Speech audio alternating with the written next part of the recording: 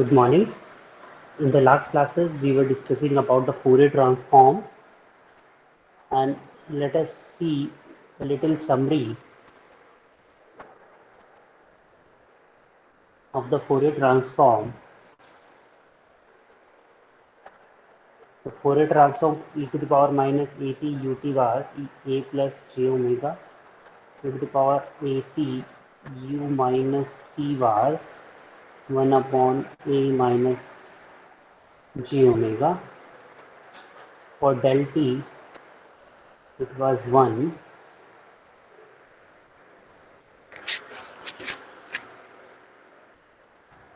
So e to the power minus a mod t, it was 2a upon a square plus omega square,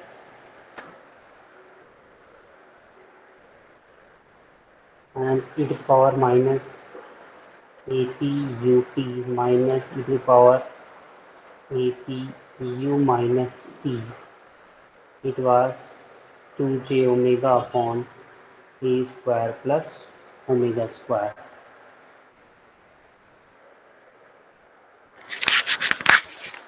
So it is first set of bunch.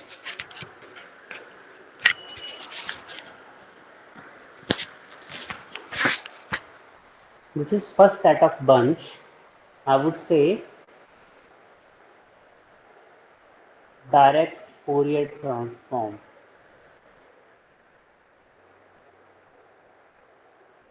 हमने ये जितने भी Fourier transforms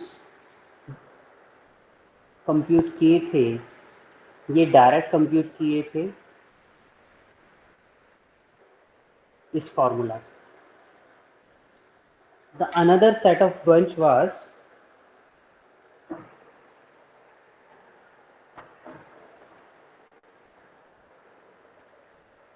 like Fourier transform of 1, it was 2 pi del omega. Fourier transform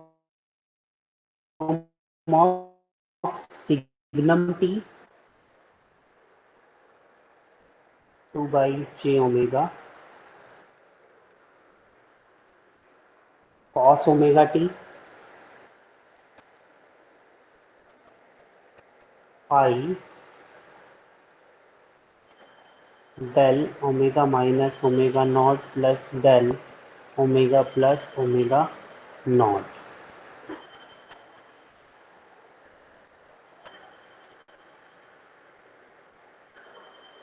Sin omega t, omega naught t, pi by j del omega minus omega naught minus del omega plus omega naught.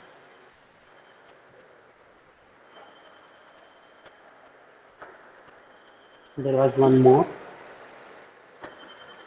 e to the power j omega naught t was pi del omega minus omega naught 2.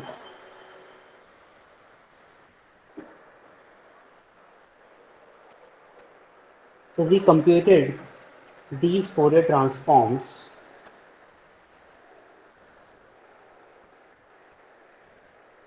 two types of Fourier transforms, and when we computed this, these were indirect.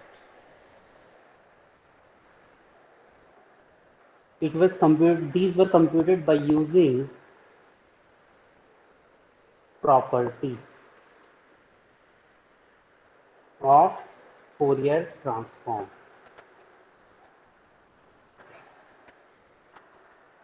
If I assume that these are ft, then if you see clearly, you can see minus infinity to infinity 1 would be infinite, so it will not be less than infinite. Similarly, signum t minus infinity to infinity is not less than infinite. Similarly, cos omega naught t is not minus infinity to infinity. Sin omega naught t, sin infinity minus sine infinitive. Sine infinitive and cos infinite are not bounded signals. It will not give you a bounded value. Even though sine is a bounded signal from -1 to +1, it will give a value between -1 to +1, but whenever we write sine infinite or cos infinite, means at the infinite sine और cos की value जो है वो infinite से कम नहीं होती. Similarly this e to the power j omega naught t, अगर आप इसको यहाँ रखोगे तो e to the power infinity infinite में जाता है. So these signals do not satisfy the condition minus infinity to infinitive ft. It means these signals are not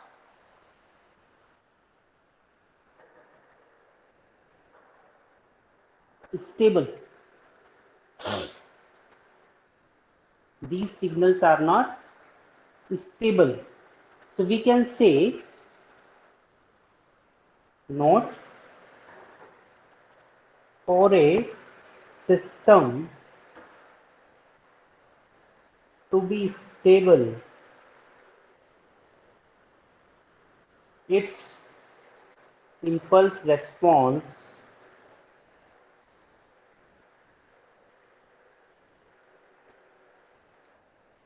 must be Fourier transformable.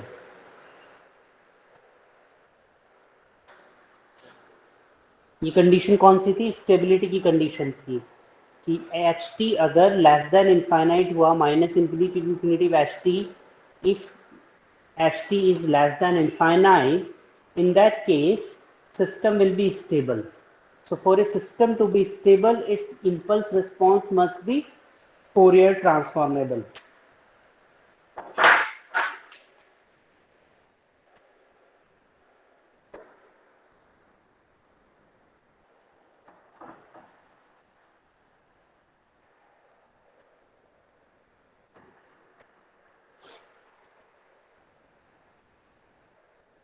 Fourier transform of ut. तो अगर आप direct calculate करने की कोशिश करेंगे, 0 to infinite e to the power minus j omega t dt,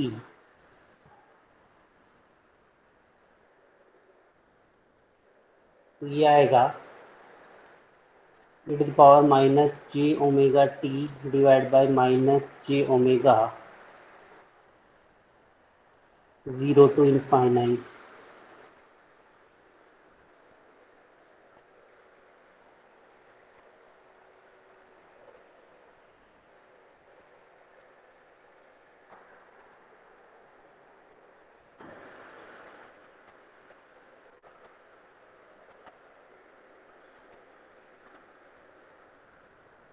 ठीक है, but when we say ut, so what is the definition of ut? Ut is greater than 0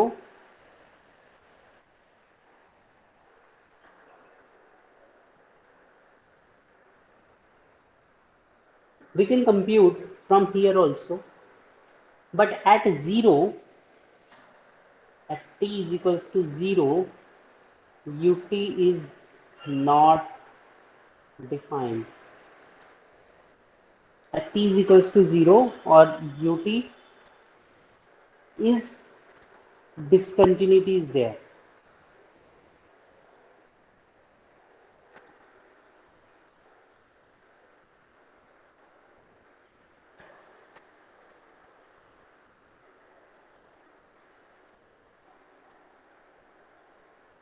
ठीक है, तो हम ut को ऐसे भी कैलकुलेट कर सकते हैं,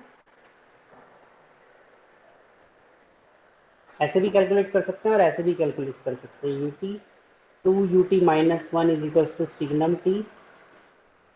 So ut is equals to signum t plus 1 divided by 2. Fourier transform of ut will be f of ut will be f of signum t plus 1 by 2 f of 1.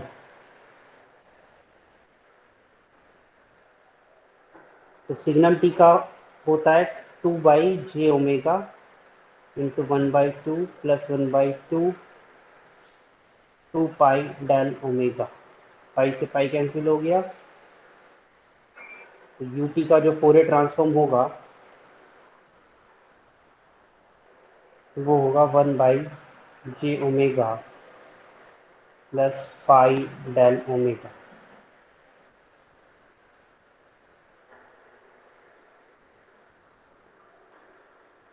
One by J omega plus pi del omega.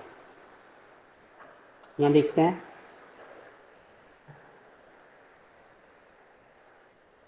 e to the power minus infinity minus e to the power minus 0 divided by minus j omega. E to the power minus infinite is 0. It is 0 minus 1 minus j omega. So it will be 1 by j omega. But if you calculate by using this technique, you will get 1 by j omega plus pi del omega. ये वाली term और आ रही है, ये वाली term और आ रही है. So this is the, तो अगर मैं ut का फोरियर ट्रांसफॉर्म कैलकुलेट करना चाहता हूँ, so direct Fourier transform, indirect Fourier transform. So direct Fourier transform is 1 by j omega. Indirect Fourier transform is 1 by j omega plus pi del omega.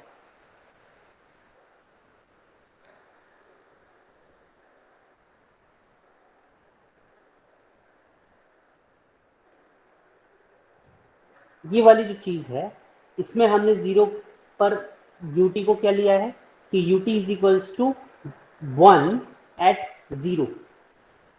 ut is equals to 1 at 0, but in reality ut is not 1 at t is equals to 0. At t is equals to 0, ut is undefined. That is why this particular thing is coming into the picture. So we can say when we indirectly computing the Fourier transform of unit impulse function, there will be an impulse at the output. When we practically saw this, and when we practically, this is mathematically, to verify it, we saw it practically. So there was an impulse when we were transforming the ut from time domain to frequency domain. When we applied the Fourier transform, we got these two terms. So this was okay, this was not okay. So for the ut, always remember the Fourier transform will be computed indirectly. Fourier transform will be computed indirectly. And we can verify this thing minus infinity to infinity ut dt.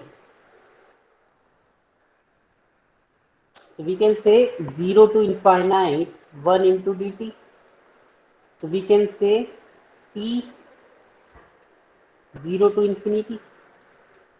So here we get infinity. So it is not less than infinite. So Fourier transform cannot be computed directly. We can say Fourier transform cannot be computed directly.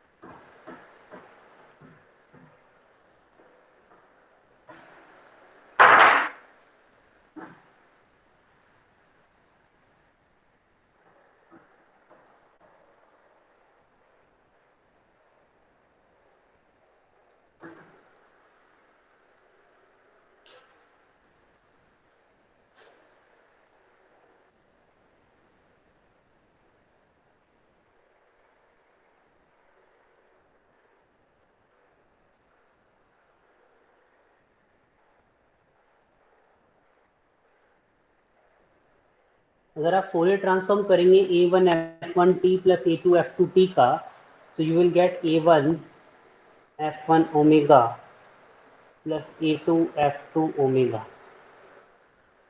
Always satisfy linearity property. linearity में दोनों homogeneous and additive, दोनों की दोनों property ये satisfy करता है Fourier transform. We saw the time shifting property as well. The time shifting property क्या थी?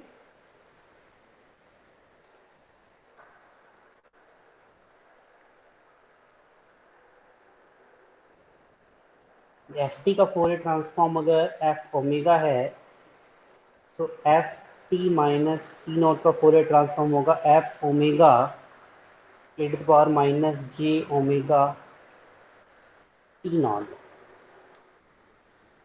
और f T plus T not का फोरियर ट्रांसफॉर्म होगा f omega e to power j omega T not.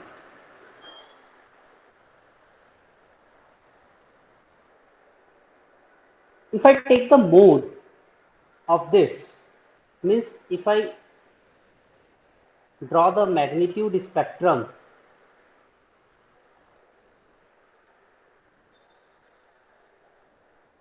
so इस पूरे का mode में ये जो मोड होगा इसका मोड क्या होगा? e to the power j omega naught. इसका मोड क्या है? 1. So f omega e to the power j omega t naught, इसका मोड क्या आ जाएगा? Mod f omega.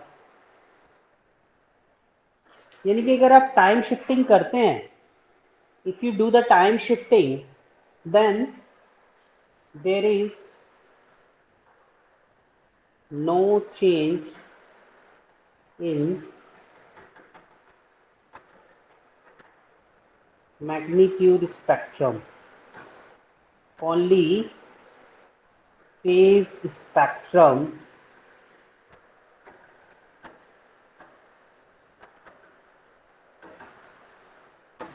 will get changed.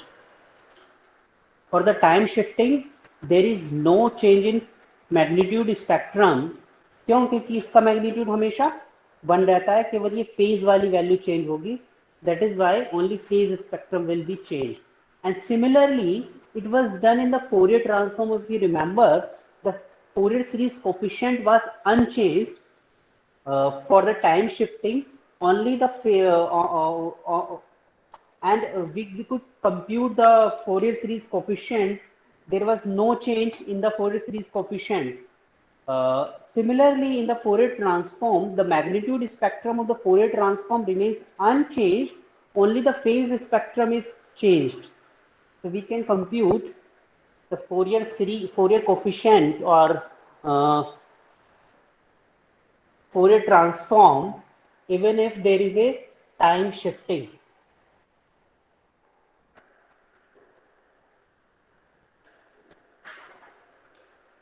Fourier transform of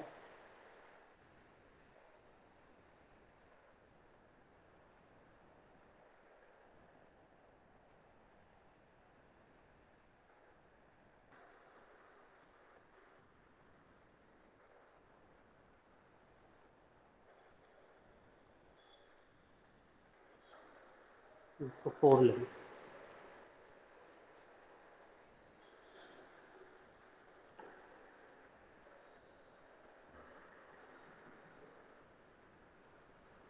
ठीक है, देखो इसको आप डायरेक्टली वैसे भी कर सकते हो अगर आप कंप्यूट करना चाहते हो. So minus infinity to infinity f t e to the power minus j omega t d t, ये आ जाएगा 1236 into e to the power minus j omega t d t. यहाँ से कैलकुलेट कर लो. या फिर आपको पता है कि जो गेट पल्स है उसका फोरियर सीरीज उसका क्या होता है, area into sampling of omega width by 2। तो ये गेट पल्स है, shifted gate pulse. So if this was not a gate, if this was not shifted, तो ये कितना है, 2। सो यहाँ होता -1 से 1, 0। If it was not shifted, it would have been this. So it would have been 4 into, क्या होता है, एरिया कितना है, 2 into 4, 8, sampling, width is 1, width is 2, so 2 divided by 2 is 1. But it is shifted. कितना shift हुआ है, ये delay हुआ है इसमें, -1 से 1 और 1 से 3, यानी कि 2 का डिले हुआ है, तो t minus 2 हुआ है, so it would be minus j omega 2. Directly you can compute.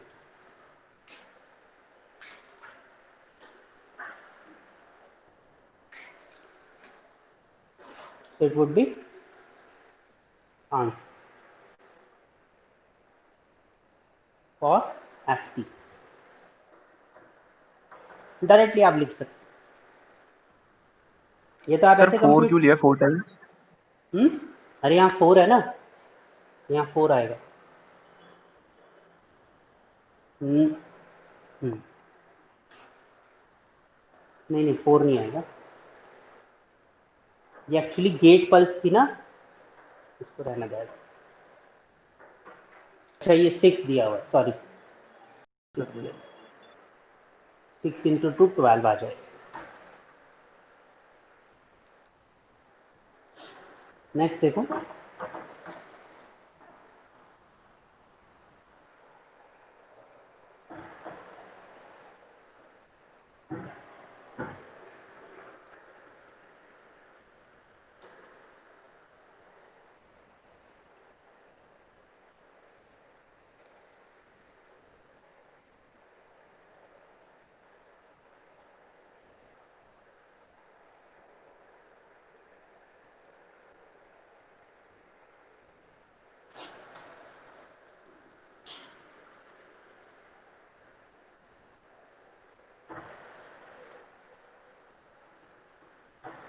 Compute the Fourier transform of F T. तो ये दो सिग्नल होंगे,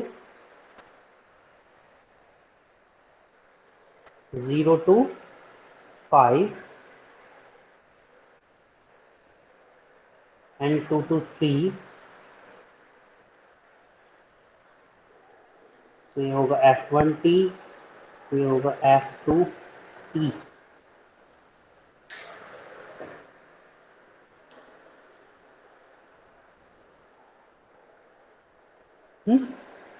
So it would have been a shifted version of -5/2 to 5/2, 2, और ये होगा shifted version of -0.5 to 0.52। so इसका जो Fourier series होगा कि 5 into 2 10,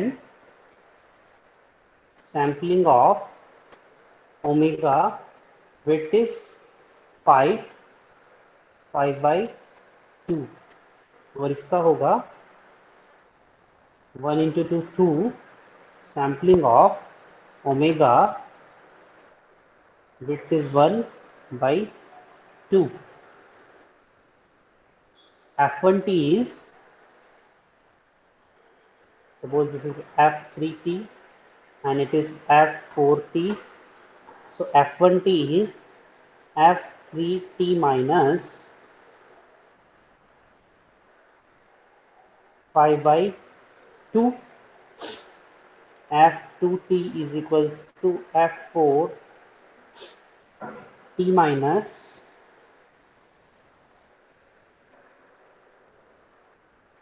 5/2।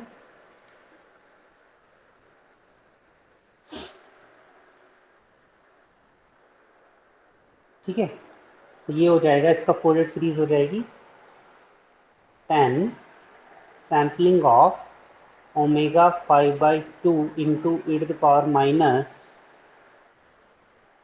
जे ओमेगा 5/2 और ये हो जाएगी 2 sampling of omega by 2 e to the power minus j omega 5/2.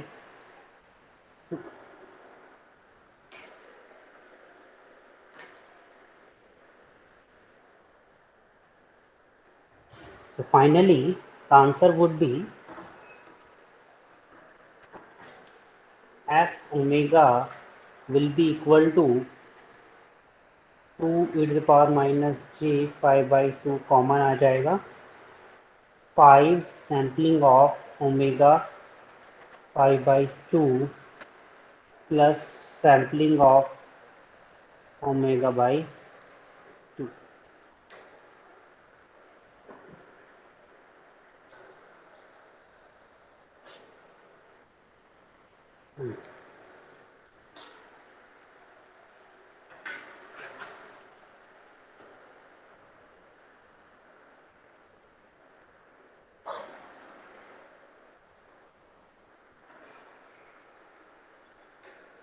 ठीक है.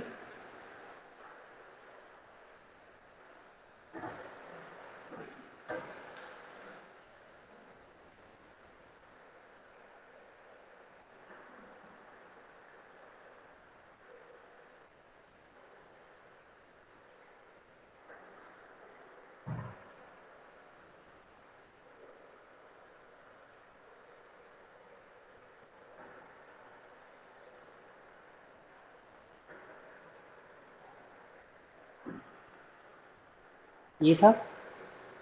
If I add these two both,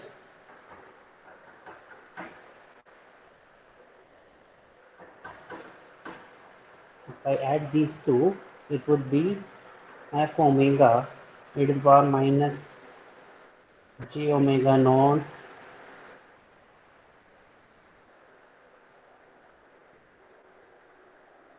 and it will be nothing but 2f omega cos omega t naught. So whenever there is f t minus t naught plus f t plus t naught, we can write it 2f omega cos omega t naught.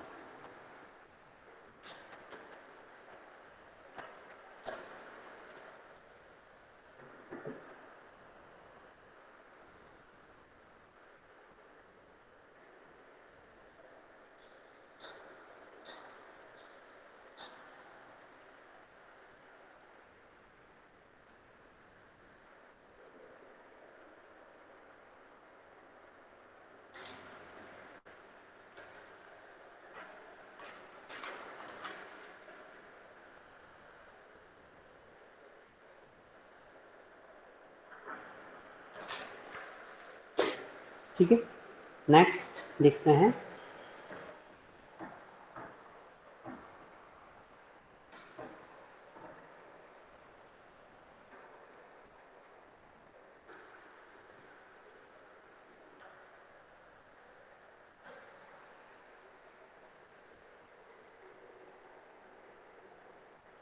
If we have ft as f omega,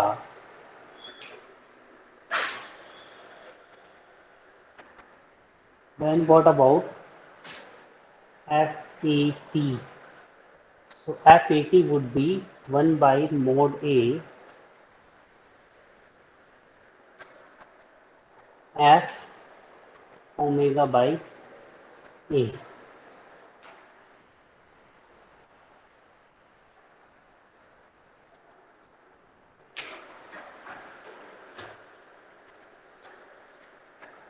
ठीक है. ऐसा ही कुछ हुआ था Fourier series में भी. अगर इधर कंप्रेशन था तो इधर एक्सपेंशन हुआ और इधर एक्सपेंशन था तो इधर कंप्रेशन हुआ.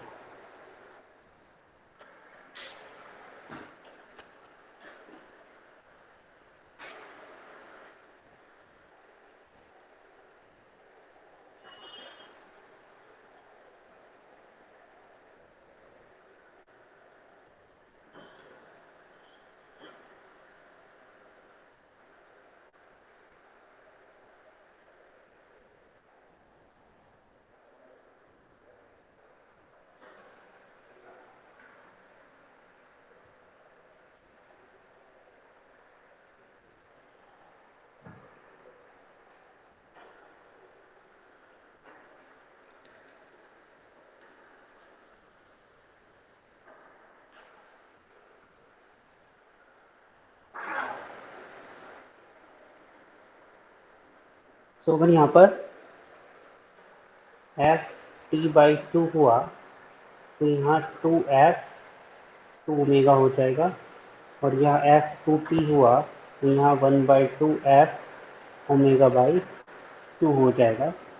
And it will show, note लिख लेना इसमें, टाइम बैंडविड्थ प्रोडक्ट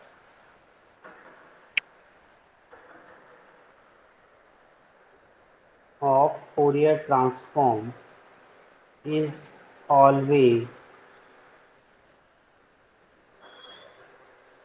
constant। ये कैसे हुआ?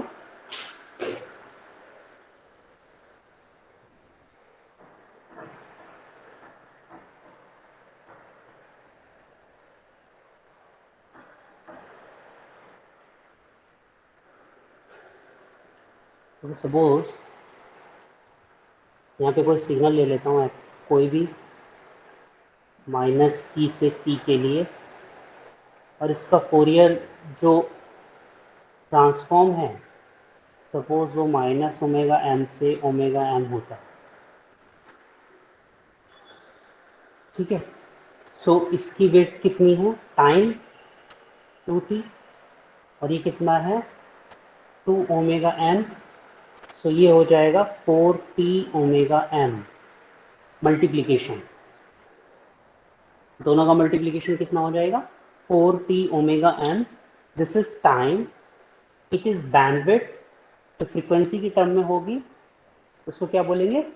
बैंडविड्थ। तो time into bandwidth would be time bandwidth product. So it is 4t omega m। अगर यहां पर हम f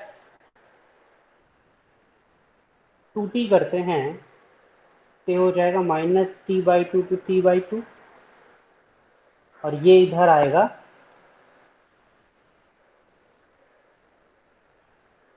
f one by two f two omega by two. So omega by 2 will be minus omega m to omega m. It would be now 4 omega m, and this would be now t. So again it would be 4t omega m. So this is called time bandwidth product, and it would be remains constant, always constant after scaling।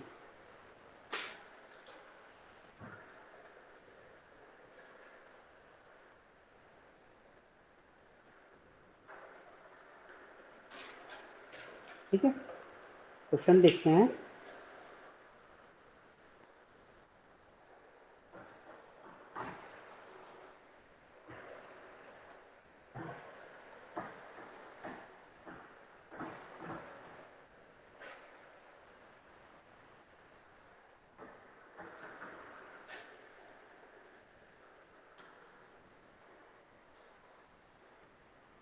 If Fourier transform of ft is f omega,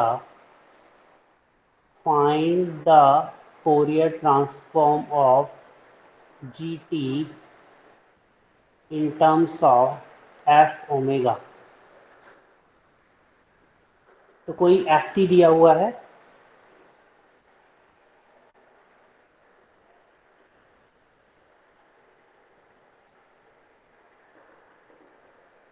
तो कोई ft दिया हुआ है, और इसको इन्होंने लिखना है gt की टर्म्स में। What is gt?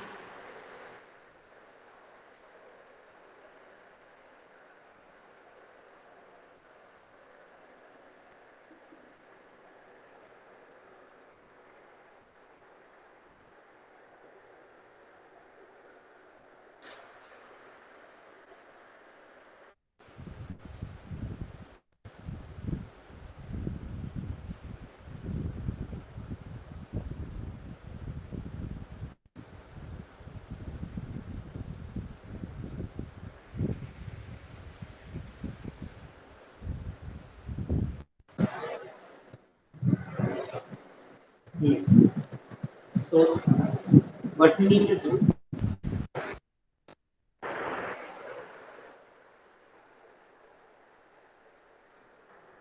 what is the question? ft ये है, gt ये है, ft का फोरियर ट्रांसफॉर्म है f ओमेगा,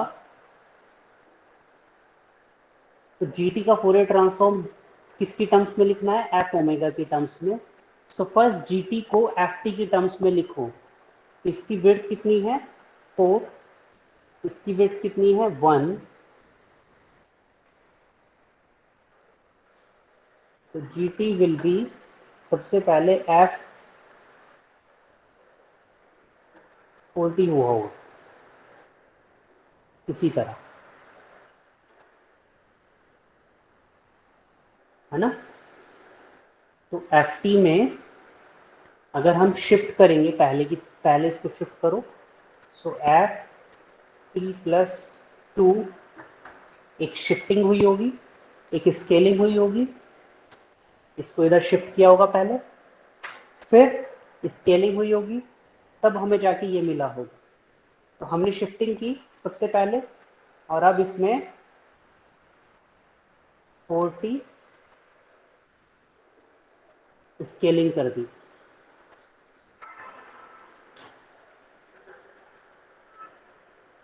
ठीक है, और देखो और क्या हुआ। ये 2 था पहले, और ये 1 हो गया एम्पलीट्यूड, तो एम्पलीट्यूड -1 हो गया, सॉरी। एम्पलीट्यूड कितना हो गया इसका? जी एफ टी का एम्पलीट्यूड था 2, जी टी का एम्पलीट्यूड था 1, तो 1/2 हुआ। कितना 1/2 हुआ? -1/2।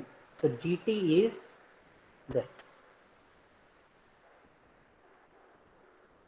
-1/2 एफ 4t+2। तो कुछ इस तरह हुआ। तो सबसे पहले shifting, then scaling, and then reversal. ऐसे ही होता है। एफ टी था हमारे पास, एफ टी का था suppose f omega, -1/2 f t हुआ, ये हुआ -1/2 f omega, -1/2 f t plus 2 हुआ, तो ये हुआ -1/2 f omega e to the power plus j omega 2। और अब स्केलिंग करेंगे, 1/2 F 4t+2 -1/2 f omega by 4 into 1/4 e to the power j omega 2. So it would be gt, and it would be -1/8 f omega by 4, यहाँ पर भी omega by 4 होगा, जहाँ जहाँ omega है, j ओमेगा बाई 2।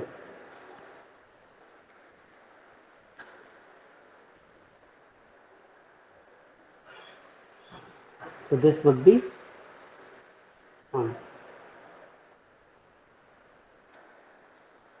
पहले ये देख लेना है कि शिफ्टिंग हुई है कि नहीं हुई है, स्केलिंग हुई है कि नहीं हुई। तो पहले शिफ्टिंग परफॉर्म करेंगे, देन स्केलिंग परफॉर्म करेंगे। तो शिफ्टिंग परफॉर्म की तो हमारे पास ये फैक्टर आ गया, स्केलिंग की तो 4t 1/4 ओमेगा बाई 4, जहाँ जहाँ ओमेगा है वहाँ वहाँ ओमेगा बाई 4 कर दिया।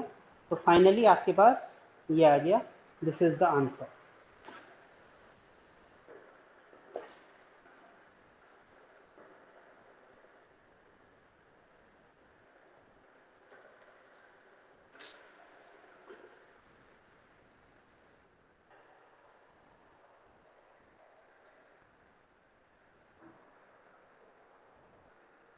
तो हमने देखा था कि F T minus T not का फोरियर ट्रांसफॉर्म हो जाता था F omega e to the power minus j omega T not.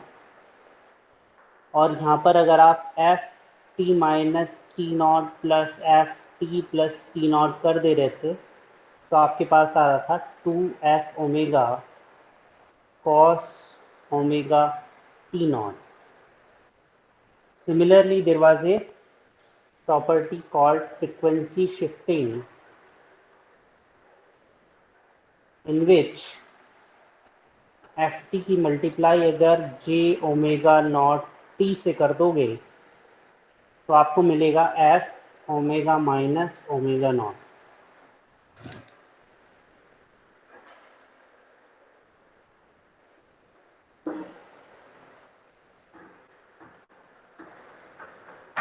और अगर आप ft की multiply e to the power minus j omega not t से कर देंगे तो आपको मिलेगा f omega plus omega not. इन दोनों को ऐड करोगे और आपको मिल जाएगा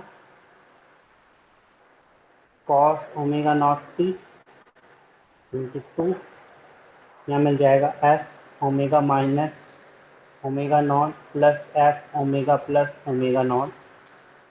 और ft की मल्टीप्लाई अगर cos ओमेगा नॉट t से कर देते हो तो ये मिल जाएगा f 1/2 f omega minus omega not f omega plus omega not.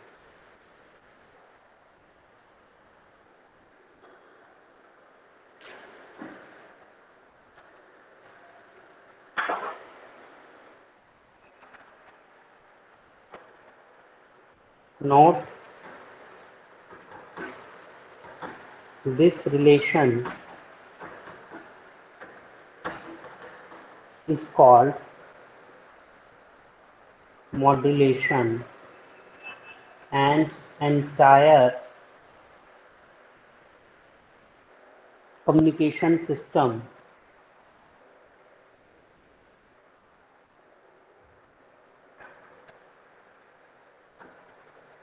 is based on this relation. An entire communication system is based on this relation.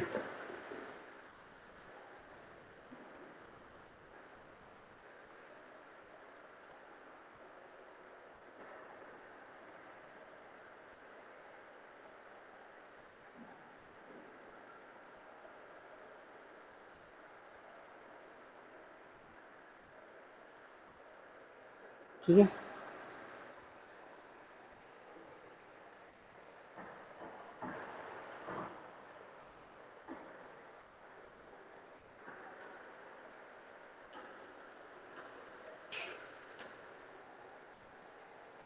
Fourier transform of e to the power minus mod t cos omega naught t,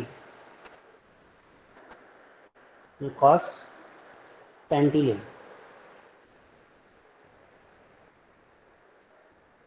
tan t।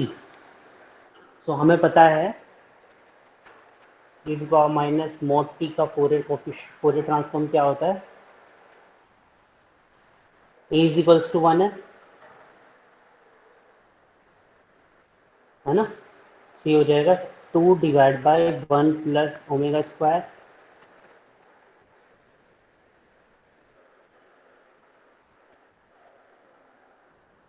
और e to the power minus T cos ten T का Fourier transform 2 divide by 1 plus omega square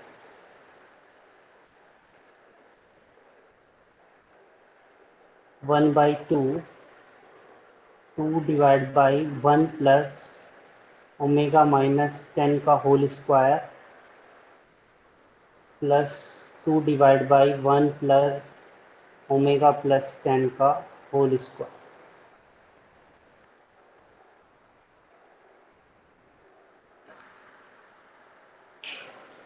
The answer would be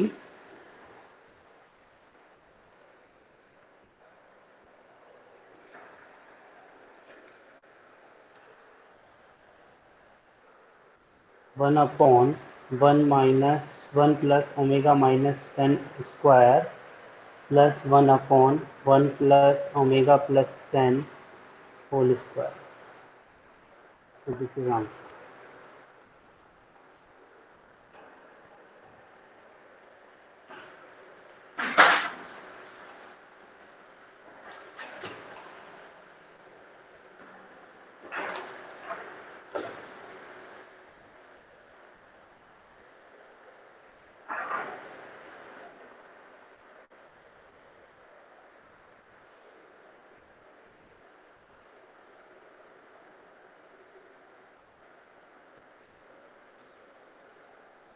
ठीक है।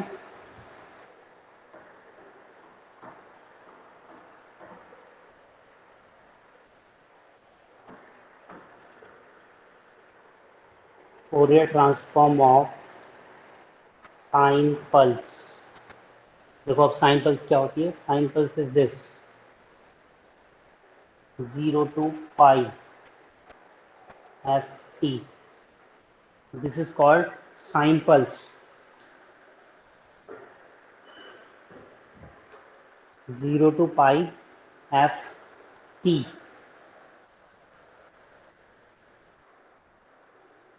So it is nothing but the multiplication of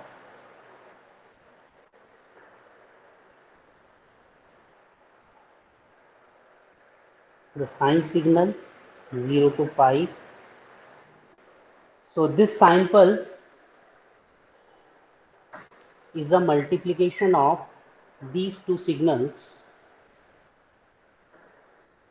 If you see clearly, just multiply these two.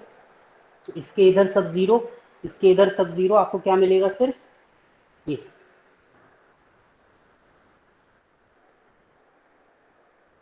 ठीक है। So what do we have?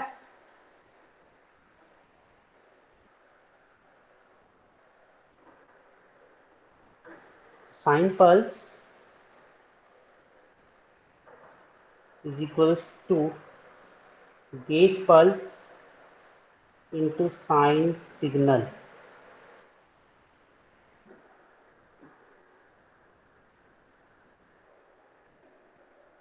तो जिस तरह ft into cos T था, इसका Fourier series coefficient क्या था? 1/2 f omega minus 1 plus f omega plus 1. Similarly, we will have ft cos sin omega not t. इसका होगा 1/2j f omega minus omega not minus f omega plus omega not. कुछ गलत तो नहीं हो?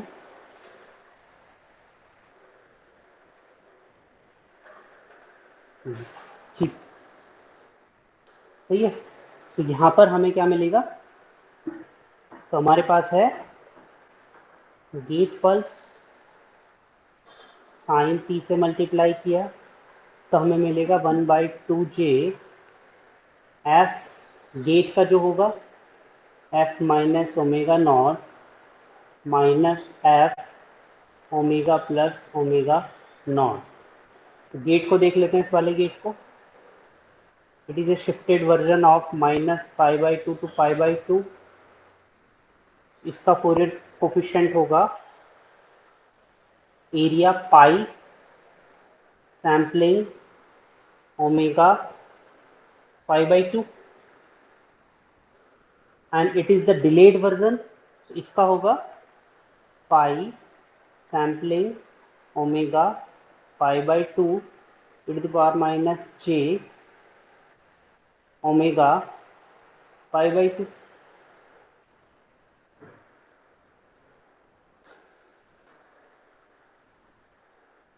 So if I apply, so this is f omega. So f omega हो गया, यहाँ पे अप्लाई कर दो 1/2j pi sampling of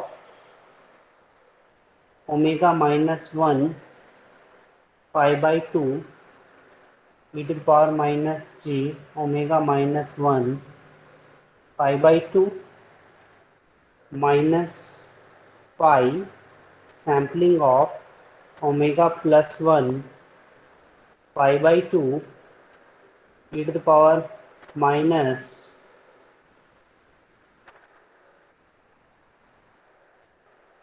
omega plus 1 π/2.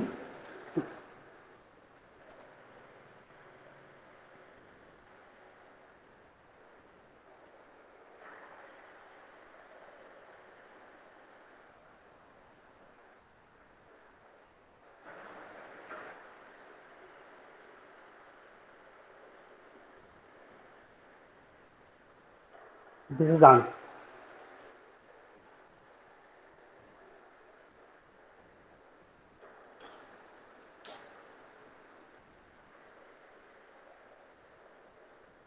ठीक है. Next, find the Fourier transform of cosine pulse. So what is cosine pulse? Cosine pulse is this, minus pi by 2 to pi by 2 cos. This is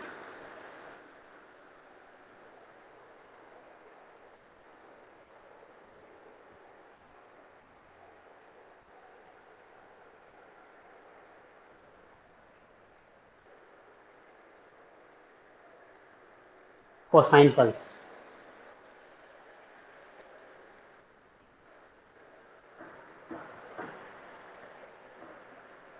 Cosine pulse is the multiplication of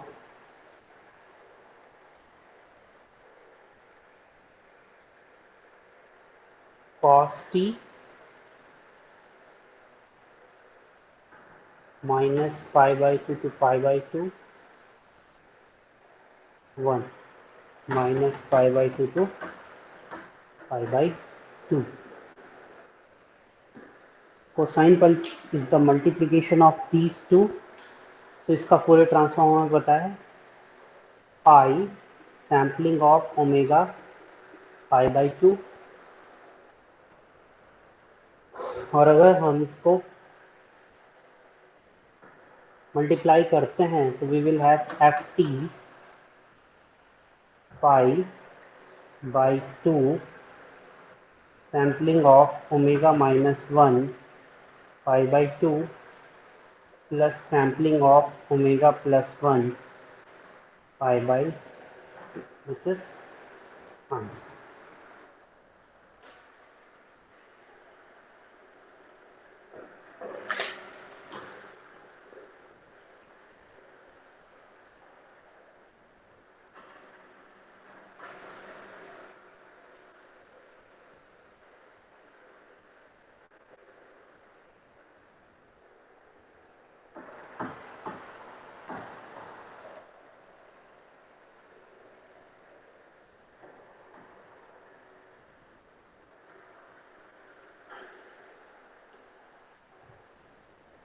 If ft has Fourier transform of f omega, find inverse Fourier transform of f c omega plus 2. तो ये करना question अपने आप. इसमें shifting है और scaling है. तो एफ टी क्या होगा बाकी नेक्स्ट क्लास में देखते हैं.